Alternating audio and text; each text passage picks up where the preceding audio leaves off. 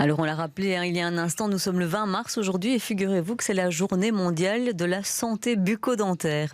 À cette occasion, Médecins du Monde, qui propose des soins dentaires aux personnes les plus vulnérables, notamment à Bruxelles, rappelle que dans notre pays, de plus en plus de personnes reportent leurs soins dentaires ou n'ont tout simplement pas les moyens d'y accéder. Et donc Médecins du Monde organise une campagne un peu choc, en imaginant une entreprise fictive qui vend des prothèses dentaires de seconde main. Et donc, elle imagine un scénario absurde où les soins dentaires sont devenus si chers qu'on est tenté de se tourner vers des prothèses d'occasion.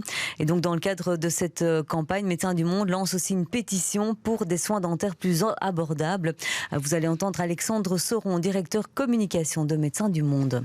Dented, la seconde main, mais pour les dents. Quand c'est la crise, vers quoi se tournent les personnes dans le besoin? La seconde main, évidemment. Voilà pourquoi nous avons créé Dented, la seconde main, mais pour les dents. Chez Dented, grâce aux dernières technologies, les prothèses dentaires et couronnes sont nettoyées et ajustées à votre morphologie. Et à votre budget, bien entendu. Vous ne pouvez pas payer le dentiste? Alors pensez à Dented, la seconde main, mais pour les dents.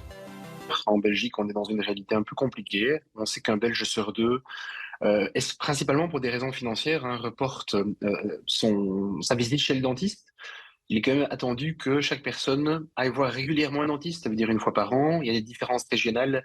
On est en dessous d'un Belge sur deux du côté francophone, on est plutôt sur 60% du côté flamand, et tout ça pour des raisons d'accès aux soins dentaires. Et ces raisons-là, ce sont des raisons financières. La question du coût des soins dentaires est compliquée, que une personne qui se rend dans une consultation dentaire ne sait pas exactement à la sortie ce qu'elle va payer.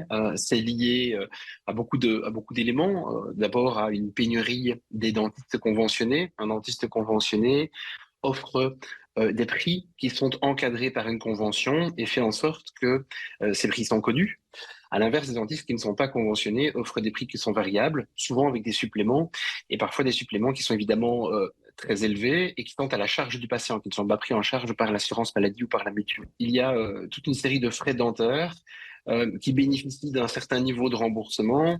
Et donc, ce qu'on veut, c'est un meilleur remboursement de façon globale des soins dentaires, avec des interventions qui, en fonction des appareils dentaires qui sont nécessités, pourraient être mieux prises en charge par la sécurité sociale et au final faire en sorte que les bénéficiaires et les patients puissent aussi y avoir accès, en ce compris quand ils ont peut-être des moyens un peu plus limités.